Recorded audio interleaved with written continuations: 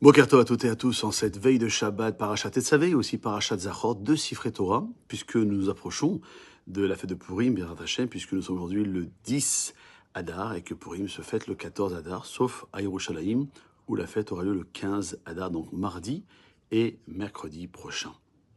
Cette paracha où chacun d'entre nous a le devoir d'écouter à la synagogue ce petit morceau tellement important des derniers versets de la paracha de Kitetse qui nous demande de nous rappeler, de nous souvenir de ce que nous a fait Amalek.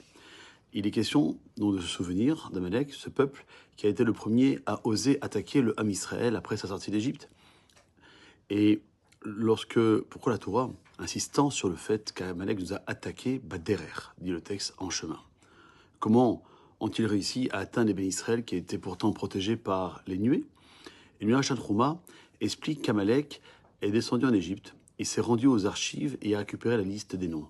Il s'est rendu ensuite derrière le camp des bénis Israël, il les a interpellés par leurs noms à travers les nuées. Réhouven, Shimon, Lévi, etc. Et il leur a dit, sortez, venez voir la marchandise que j'ai à vendre. Lorsqu'ils sont sortis, Amalek les a tués. On apprend d'ici que la stratégie d'Amalek est de faire sortir le peuple juif en chemin, les pousser à quitter la voie de nos ancêtres. Les Juifs, dans le désert, ne manquaient pas de rien, et ils vivaient grâce à la providence divine. La manne qui tombait du ciel, le puits de Myriam, les habits qui ne s'habillent même pas. Pourquoi sont-ils sortis à leur rencontre? De quoi manquait-il? Amalek a réussi à les atteindre en les éloignant de Dieu et en leur promettant une meilleure vie matérielle, plus que de se reposer sur Akadosh Baruch Hu. Ainsi, la mitzvah de faire disparaître Amalek est encore beaucoup plus d'actualité de nos jours, où la société nous pousse à consommer encore et encore avec une abondance que nos grands-parents, voire même nos parents, n'auraient jamais espéré connaître un jour.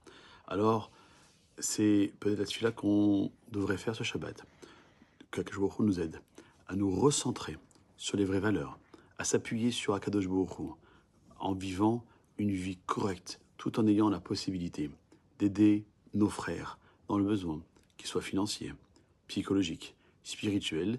Et la fête de Purim, elle est vraiment la fête par définition où la joie est au summum, non pas parce que on a une mitzvah de boire, une mitzvah de manger, mais aussi parce que la joie, elle est partagée avec tout le monde.